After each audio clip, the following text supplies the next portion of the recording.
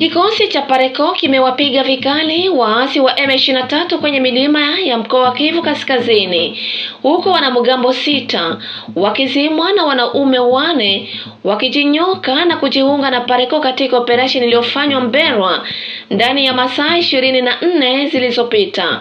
Kwa mujibu wa vyanzo vya eneo hilo, wale waliokabidhiwa silaha walikuwa wakiwemo askari wa zamani wa FRDC, maafisa wa polisi na kijana aliyechukuliwa kujiunga na M23 kwa nguvu, akionyesha dalili za uchovu na kutokuwa na matumaini katika uasi.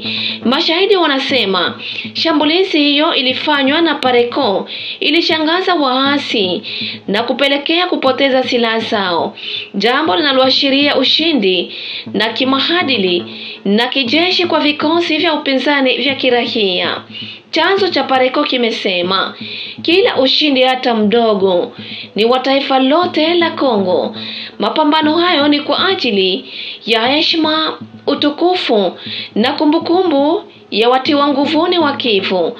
Ushindi huu unaashiria kuwa upinzani wa Kongo haujakata tamaa na umehibua furaha na fahari miongoni mwa wakazi wa vijiji vya Mberwa.